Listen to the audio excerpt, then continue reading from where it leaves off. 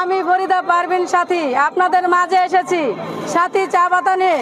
সাথী চা পাতা দিচ্ছে গারোলিগার আহাগিমন মাতানুর সাথ।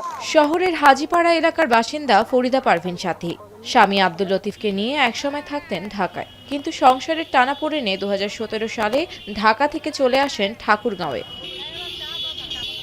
স্বপ্ন বুনেন একজন সফল উদ্যোক্তা হওয়ার, কিন্তু হাতে ছিল না পুঁজি। স্বামীর কাছ থেকে মাত্র 200 টাকা নিয়ে শুরু করলেন চা পাতা বিক্রির ব্যবসা।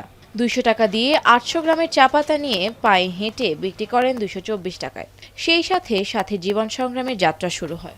হাল ছাড়ি না, আমি ভাবছি যে আজকে যে আমার এই অবস্থাটা সময় ঘুরবে ইনশাল্লাহ, তবে আমার মন বলছিল একসময় আমার ব্যবসাটা হবে।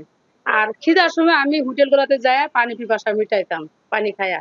আর মার্কেট তো মনে করেন একটা পিছলা জায়গা, সেগুলোর উপরে আমরা নারীরা হাঁটতেছি, এখানে তো অনেক বাজে অফার থাকবে, দুষ্ট লোক থাকবে, তারা কিছু খারাপ কথা বলতো, তো ওদেরকে বলতাম তোমাদের ফোন নাম্বারটা দাও, আমি প্রশাসনে দিয়ে দেবো। ঠিক আছে, প্রশাসনের প্রতি আমার একটা আত্মবিশ্বাস ছিল। ফরিদা পারভিন সাথী আজ একজন সফল উদ্যোক্তা। 2021 সালে সাথী চা নামে একটি ব্যবসা প্রতিষ্ঠান চালু করেন তিনি। এখনও বাইসাইকেল চালিয়ে নিজে ও তার কর্মীরা দোকানে দোকানে গিয়ে বিক্রি করছেন সাথী চা।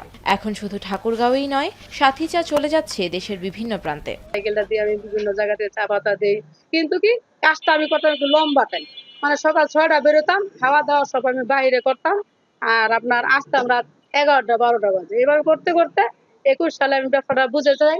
এক এক করতে করতে আমার সরকারি লাইসেন্স গুলো করি, এখানে এক এক করতে করতে আমার 7 জন নারীকে আমি কাজ দিই। এখনও চেষ্টা করে যাচ্ছি। আমি আগে অন্য জনের কাজ করতাম, অন্য দোকানে ছিলাম, এখন আমাদের নিজস্ব প্রতিষ্ঠান হয়েছে, আমরা কিছু মানুষকে কাজ দিতে পারছি।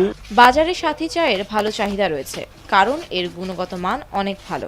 এই চা বাজারে আসা স্থানীয় অনেক নারীর কর্মসংস্থানও হয়েছে, তারাও হতে চান সাথীর মতো সফল। আমিও চেষ্টা করতেছি, সাথী আপা যেভাবে যুদ্ধ করে আজকে সংগ্রাম করে চা পাতা বিক্রি করে হাটে বাজারে 200 টাকা থেকে ব্যবসা শুরু করে আজকে সে লাখপতি হয়েছে। একসময় যার সংসারে অভাব লেগে থাকতো, অন্যের ব্যবসা প্রতিষ্ঠানে চাকরি করতেন, এখন তিনি নিজের ব্যবসা প্রতিষ্ঠান রয়েছে, যা থেকে মাসে আয় করেন লাখ টাকা। ইচ্ছে শক্তি আর মনোবল থাকলে যে সফল হওয়া যায়, সাথী তার উদাহরণ। এখন ঠাকুরগাঁও।